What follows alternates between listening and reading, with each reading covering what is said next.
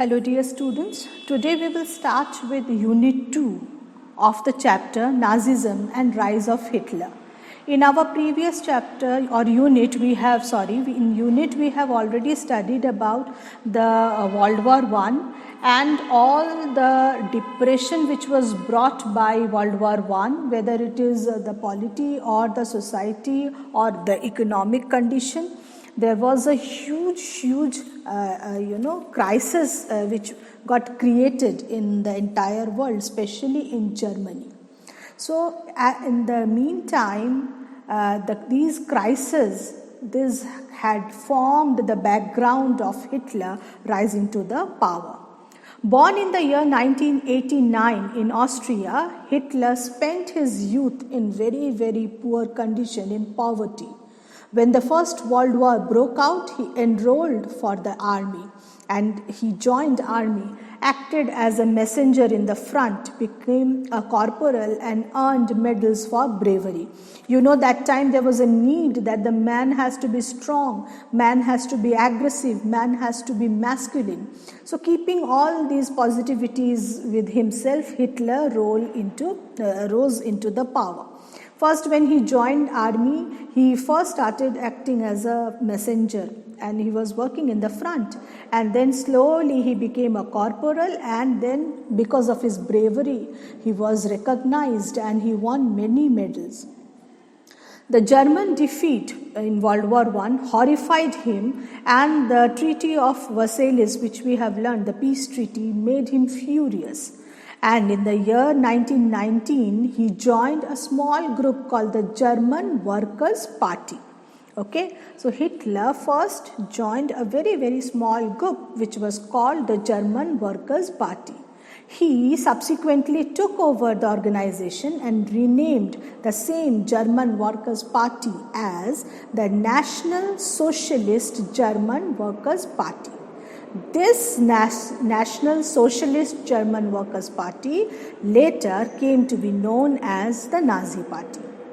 In the year 1923, Hitler planned to seize control of Bavaria, and then he marched to Berlin, and then he planned to capture the power. But he failed and was arrested. Even he was tried for treason, and later then he was released. The Nazis could not effectively mobilize the popular support till the early 1930s. And if you can recall, till 1923 to 1930, the world was already into Great Depression, and Germany was very much badly hit by the economic crisis. And it was during that Great Depression that Nazism became a mass movement.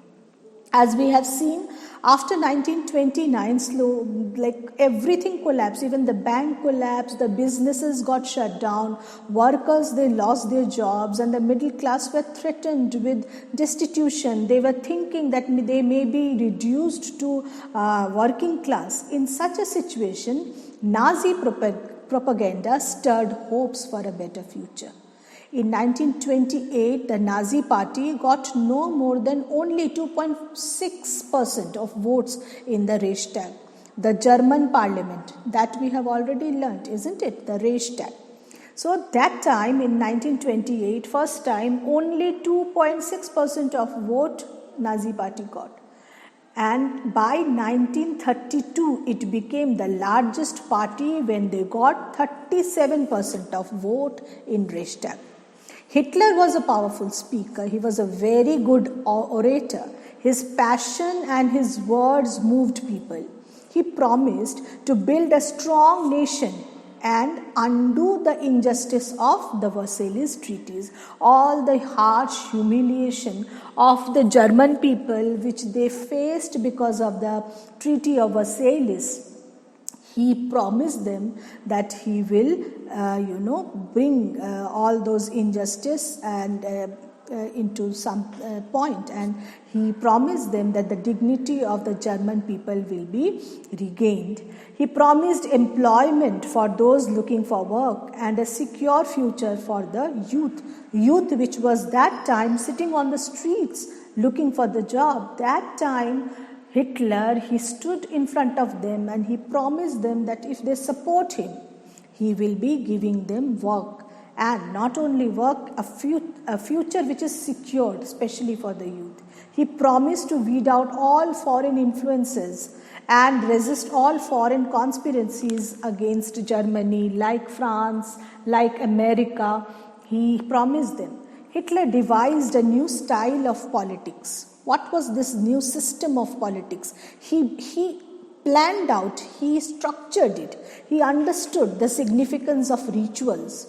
He understood the spectacles in the mass mobilization.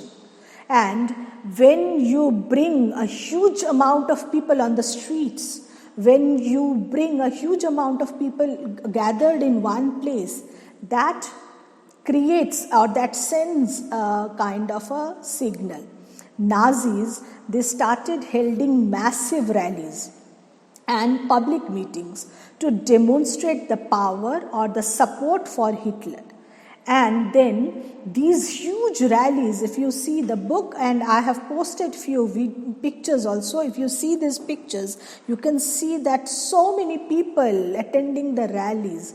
And these rallies were organized to demonstrate not only support, but also to instill a sense of unity among the people. So many people in one rhythm working towards one direction, that is also a unity. And those people, they used to take red banners with a swastika. You can see the symbol of swastika on these red banners. The Nazi, they salute, and the ritualized rounds of applause after the speeches. Long speeches, and then they used to clap for a long time. They were all, these rallies, these speeches, then at a time in a unified way, clapping and marching. These were all the spectacle of power.